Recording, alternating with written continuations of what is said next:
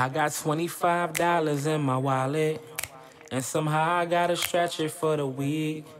I got the bill man calling on me daily. I don't know when I'ma get something to eat. I got $25 in my wallet, and somehow I gotta stretch it for the week. I got the bill man calling on me daily. I don't know when I'ma get something to eat. Heck, I know I'm quickly running out of options. I don't wanna have to get it in these streets. So I hustle any means necessary. So that means it's gonna be what it's gonna be. I got $25 in my wallet, and somehow I gotta stretch it for the week. I got the bill man calling on me daily. I don't know when I'ma get something to eat. Heck, I know I'm quickly running out of options. I don't wanna have to get it in these streets. So I hustle any means necessary. So that means it's gonna be what it's gonna be.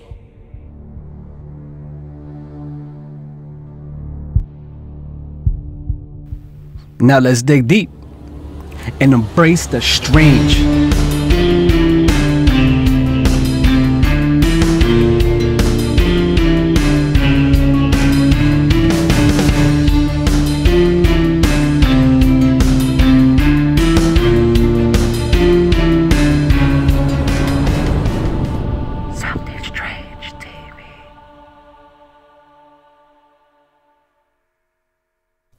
Something strange about the Sackler family, the Sackler brothers.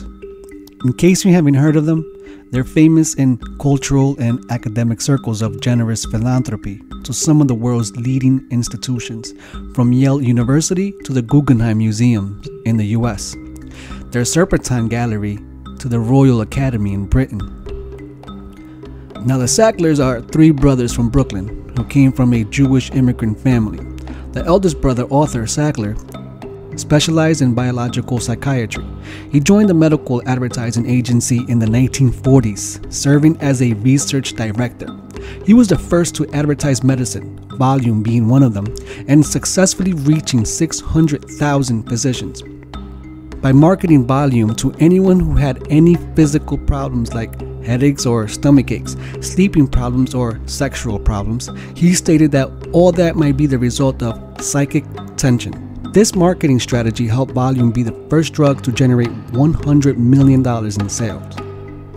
In 1952, the Sackler brothers bought a small patent medicine company, Purdue Frederick, which was based in Greenwich Village and made such unglamorous staples as laxatives and earwax removers.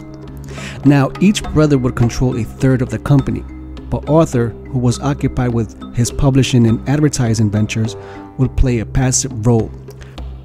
Arthur treated his brothers not as siblings, but more like his progeny and understudies, passing down much he had learned onto them. Now Raymond and Mortimer, who became joint CEOs, had a company of their own, Purdue Pharma, focusing on pain management. This is where the influx of money rolled in. In 1984, they developed a drug marketed towards patients diagnosed with terminal cancer, OxyContin, a time-release morphine pill. This drug helped patients sleep through the night and worked well. Now, faced with a dilemma with their golden goose, OxyContin, Purdue Pharma needed a new product, being that the patent for OxyContin was about to expire. This is where the Sacklers are never mentioned. Younger relatives of Arthur Sackler, he passed in 1987 at the age of 73, and company executives brainstormed and developed OxyContin, a time-release pain drug directed to anyone with pain, toothaches, menstrual pain, backaches, etc.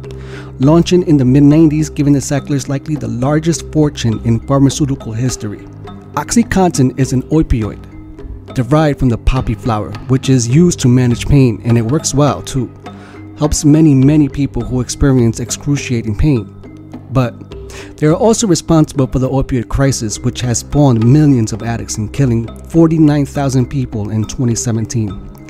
They have attracted a wave of lawsuits alleging ongoing deception about the safety of OxyContin, which Purdue had previously admitted to misbranding in a 2007 criminal case, saying their product is not addictive and it's abuse resistant.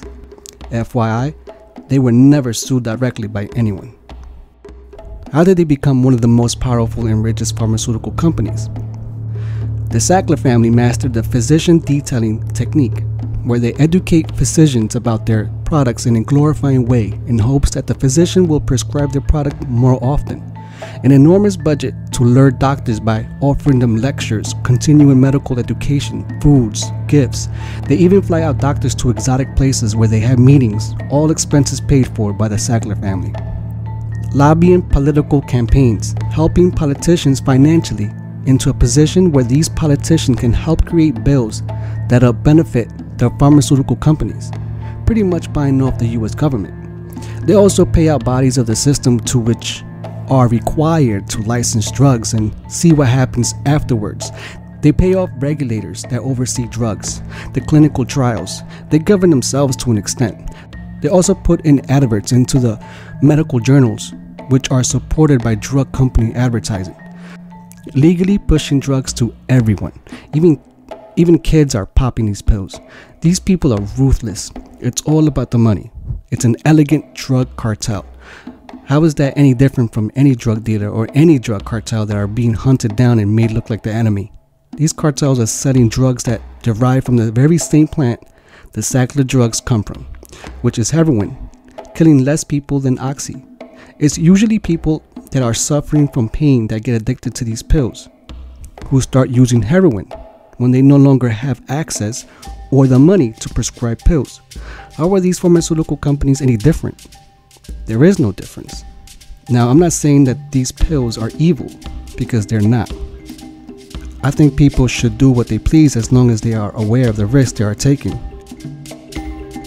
It's the responsibilities of these pharmaceutical companies to inform physicians and patients with complete details the adverse effects. What can possibly go wrong? After that, it's entirely up to the consumer.